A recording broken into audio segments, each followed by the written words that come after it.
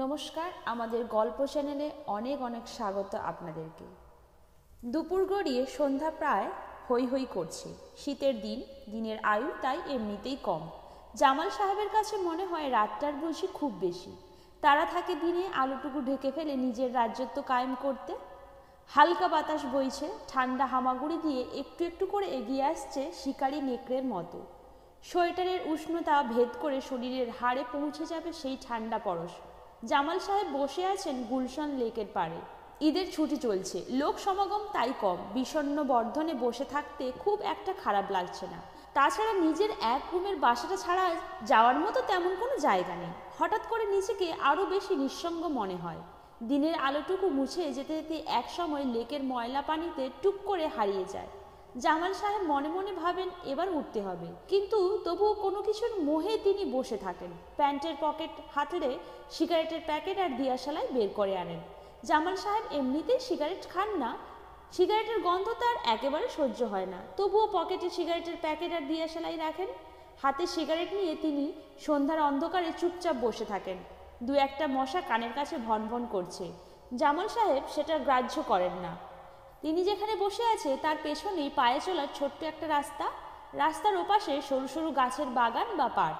কিছুক্ষণ আগেও সেখানে ছড়িয়ে ছিটিয়ে বেশ কয়েক জোড়া ছেলে মেয়ে বসেছিল। কখন যে তারা উঠে গেছে তিনি টেরও পাননি। হাতের না জ্বালানো সিগারেটটা ফেলে দিয়ে উঠতে গিয়ে জামাল সাহেব আবারও বসে পড়েন। সিগারেটের দিকে শূন্য দৃষ্টিতে কিছুক্ষণ তাকিয়ে থাকেন। তারপর ফুস করে একটা দীর্ঘশ্বাস ফেলেন। বুকের ভেতরটা কেমন ফাঁকা ফাঁকা লাগে।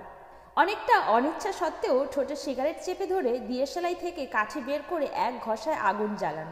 তারপর আগুনটার দিকে এমনভাবে তাকান যেন জীবনে এই প্রথম আগুন দেখছেন। আগুন যখন কাঠির শেষ মাথায়, ঠিক তখন সিগারেট জ্বালাবার চেষ্টা করেন, কিন্তু সিগারেট জ্বলে ওঠার আগেই বাতাসে তা নিভে যায়। তিনি আবারও কাঠি জ্বালান, কিন্তু এবারেও ব্যর্থ হন। রাগ চেপে যায়, দুহাতের আঙুলগুলো কাঁপতে শুরু করে। আরও কয়েকবার চেষ্টাতে সিগারেট জ্বলে ওঠে। জামাল সাহেব দীর্ঘ একটা টান দেন। সিগারেটের ধোঁয়া ফুসফুসের পুরোটা দখল করে নেয়, কিন্তু ধোঁয়া ছাড়ার সময় তার নাকে মুখে উঠে যায়। তিনি কাশতে শুরু করেন। কাশতে কাশতে চোখে পানি চলে আসে। কাশিটা থেমে আসতেই থুক করে একদলা থুতু ফেলে আবার সিগারেটে টান দেন। আবারও খুব খুব করে কাশি ওঠে, কিন্তু সেটা প্রথমবারের মতো অত জড়ালো নয়। জামাল সাহেব কাশি নিয়ন্ত্রণে আনার আপ্রাণ চেষ্টা চালান।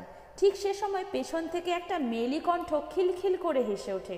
জামাল সাহেব চমকে উঠে খুব খুব করে কাশতে কাশতে পেছনে তাকান, কিন্তু অন্ধকারে কাউকে দেখতে পান না। অন্ধকারটা বেশ জমিয়ে বসেছে। জামাল সাহেব মনে মনে ঠিক করেন সিগারেট শেষ করেই উঠে পড়বেন। জায়গাটা সন্ধ্যার পর এমনিতেই ভালো না, এতক্ষণ বসে থাকাটা হয়তো ঠিক হয়নি।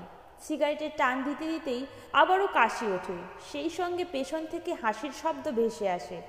পেছন ফিরে তিনি ভালো করে দেখার চেষ্টা করেন কে হাসে, কিন্তু অন্ধকারে ভালো করে দেখা যায় না। হঠাৎ দেখেন একটি মেয়ে হেঁটে তার দিকে এগিয়ে আসছে। তিনি ভেতর ভেতরে বেশ শক্ত হয়ে যান। উনি বেশ ভালো করেই জানেন এই সময় কোন মেয়েরা পুরুষের দিকে এগিয়ে আসে।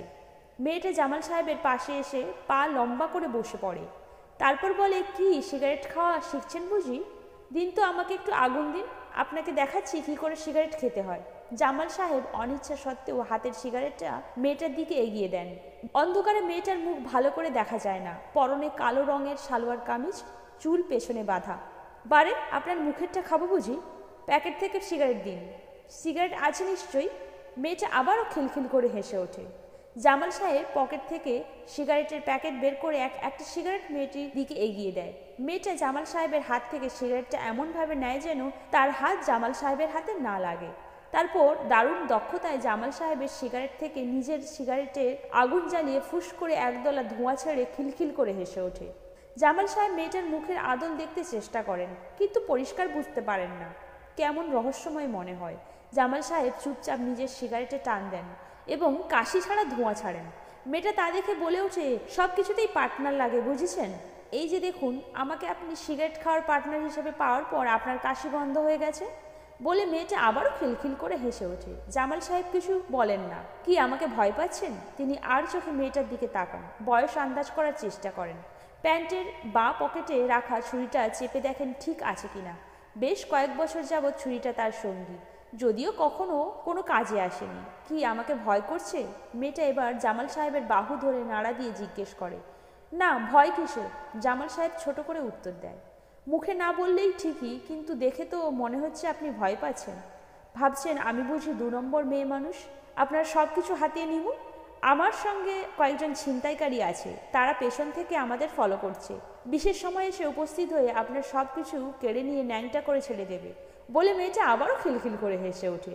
জামাল সাহেব বুঝতে পারছেন এবার ওনার চলে যাওয়া দরকার, কিন্তু উঠতে পারেন না। মাটি যেন চুম্বকের মতো টেনে ওনাকে বসিয়ে রেখেছে। হু হু করে ঠান্ডা বাতাস বইছে, অথচ তিনি ঘামছেন। কি হলো, কথা বলছেন না কেন? মেয়েটি এক মুখ ধোঁয়া ছাড়তে ছাড়তে জিজ্ঞাসা করে। কি বলবো? জামাল সাহেব লেকের পানির দিকে তাকিয়ে উত্তর দেয়। এই যে জিজ্ঞাসা করলাম না আমাকে ভয় পাচ্ছেন কি না? না, পাচ্ছি না। জামাল সাহেব মেয়েটির দিকে না তাকিয়েই বলেন। ভয় না পেলেই ভালো। মানুষ হয়ে গেছে আজকালকার ভিতুর ডিম। যে মারে সেও ভয় পায়, আবার যে মরে সেও ভয় পায়, বলে মেয়েটি খিলখিল করে হেসে ওঠে, যেন খুব মজার কথা বলে ফেলেছে। আমার নাম রাখছিলেন আমার দাদি। আমি নাকি জন্মের পরেই খুব হাসতেছিলাম, সেই হাসি নাকি বন্ধ হয় নাই। আচ্ছা বলেন তো দেখি আমার নাম কি?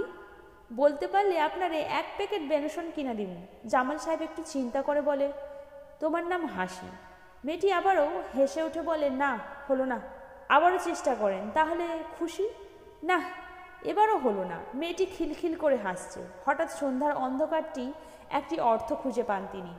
নিজেকে আর একা মনে হয় না, মনে হয় এই মেয়েটি যেন তার অনেক কালের পরিচিত। কত বছর কোনো মেয়ের সঙ্গে এভাবে একান্তে কথা বলা হয় না তার।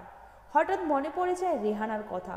সে কত বছর আগের কথা, 10, 15, 20, কত বছর হলো। সদ্য কলেজে ভর্তি হওয়া যুবক তখন তিনি। চাচাতো বোন রেহানা তখন ক্লাস 10-এ পড়ে, ম্যাট্রিক পরীক্ষা দেবে। দুপুরে তাদের বাসায় আসতো অঙ্কটা বুঝে নেওয়ার জন্য। এক দুপুরবেলা মা ঘুমিয়েছিলেন, বাসায় আর কেউ ছিল না। বাহিরে অঝোর ধারায় বৃষ্টি ঝরছিল। জামাল রেহানার হাতে হাত রাখে। রেহানা বড় বড় চোখ করে তার দিকে তাকিয়ে থাকে। জামাল জিজ্ঞাসা করে, কিরে আমারে ভালোবাসিস? রেহানা মাথা উঁচু নিচু করে, হাঁ বলে। তাহলে এদিকে আয় বলে জামাল রেহানাকে কাছে টেনে নেয়, দুহাতে জড়িয়ে ধরে। ওর কাঁধে পিঠে মুখ ঘষতে থাকে। রেহানা বাধা দেয় না। জামাল রেহানার উরুতে চাপ দেয়। রেহানা নেতিয়ে পড়ে। জামালের হুঁশ থাকে না, যেন অসুর খেলে ওঠে শরীরের ভেতর। রেহানাকে দেয়ালের সঙ্গে ঠেকিয়ে জামাল রেহানার কাঁধে মুখ ঘষতে থাকে। তাতে রেহানার নরম শরীর আরও নেতিয়ে পড়ে, পুরো শরীর কেঁপে কেঁপে ওঠে। রেহানাও টের পায় সে কাঁপন। রেহানাকে দুহাত দিয়ে শক্ত জড়িয়ে ধরে। রেহানা নিজেকে ছাড়িয়ে নিয়ে ঘর থেকে বের হয়ে যায়। সেই রাতেই বাবা জামালকে ঘুম থেকে টেনে তুলে পেটাতে থাকেন। হারামজাদা, জানোয়ার কোথাকার, বংশের মুখে চুনকালি মাখাবি, বের হ আমার বাড়ি থেকে। ট্রেনে হিঁচড়ে জামালকে বাড়ি থেকে বের করে দেন। জামাল লজ্জায় ঘেন্নায় ছুটতে থাকে, তো ছুটতেই থাকে। সেই যে বাড়ি ছাড়া হলো, আর বাড়ি যায়নি। আজ 30 বছর হলো, কিন্তু সে ঘটনা জামাল আজও ভুলতে পারে না। দুঃস্বপ্ন হয়ে তাড়া করে ফেরে। এই যে শুনছেন, মেয়েটি জামাল সাহেবের গা ঘেঁষে বসেছে। মেয়েটার কনুই জামাল সাহেবের কোমরে চেপে আছে। জামাল সাহেবের শরীর একটু একটু করে গরম হয়ে ওঠে, অন্য কিছু একটা জীবিত হয়ে ওঠে। জামাল সাহেব চমকে উঠে বলেন, বলতে পারলে না তো আমার নাম কি? না, পারছি না, বলতে পারছি না। ঠিক আছে, আমি বলতেছি। আমার নাম হচ্ছে গিয়ে কান্না। বলেন, এই নাম কি কারোর হয়? জন্মের সময় হেসেছিলাম বলে আমার নাকি কাঁদতে কাঁদতে জীবন যাইব, তাই আমার দাদি আমার এই নাম রাখছিল। আপনার কি হয়েছে? বলে মেয়েটা জামাল সাহেবের উড়ুতে চাপ দেয়। জামাল সাহেব নড়ে চড়ে বসেন। কি শরম পাইছেন? শুনেন, আমি ভালো মেয়ে, পেটের দায়ে রাস্তায় ঘুরি। চলেন আপনারে আমার বাসায় নিয়ে যাই। ভয় নাই, ভদ্রলোকের বাসা, ঘণ্টাখানেকের মধ্যে ফিরে আসতে পারবেন। মেয়েটা আবার জামাল সাহেবের উড়তে আলতো করে হাত ঘষছে। জামাল সাহেব আবারও সরে বসেন। ভয় নাই, আমার কোনো রোগ টোগ নাই, না চাইলেই নাই। জামাল সাহেব মূর্তির মতো জমে যান। 40 বছরের এই শরীরটা আর কখনো এভাবে জেগে ওঠেনি।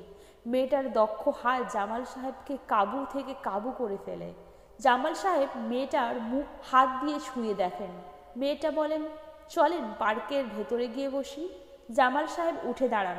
মেয়েটা জামাল সাহেবকে নিয়ে পার্কে ঢুকে। বেশ কিছুটা ভেতরে ঢুকে একটা বড় গাছের আড়ালে দাঁড়িয়ে জামাল সাহেবকে মেয়েটা বুকে টেনে নেয়। জামাল সাহেব আবারও তার অতীতে ফিরে যান। হঠাৎ রেহানার শরীরের গন্ধ নাকে এসে লাগে। জামাল সাহেব মেয়েটাকে শরীরের সঙ্গে চেপে ধরেন। তারপর পাগলের মতো মেয়েটার কাঁধে বুকে মুখ ঘষতে ঘষতে বলতে থাকেন, রেহানা, আমার রেহানা। মেয়েটা বলে, এই কি করেন, আস্তে আস্তে। জামাল সাহেবের ভেতরের অসুর ছুটে চলে। মেয়েটা বলে, এভাবে না, এভাবে না। জামাল সাহেব শুনেন না সে কথা। এক সময় শরীরের ভেতরটা কেঁপে কেঁপে ওঠে। জামাল সাহেবের উত্তেজনা কমে আসে। সঙ্গে সঙ্গে একরাশ ভীতি জামাল সাহেবকে চেপে ধরে। কাল সকালেই নিশ্চয়ই সবাই জেনে যাবে, অফিসের বস নিশ্চয়ই ছিছি করবে, অফিস থেকে বের করে দেবেন। জামাল সাহেব বাম পকেট থেকে ছুরিটা বের করে আনেন। আশেপাশে তাকিয়ে দেখেন কোথাও কেউ নেই।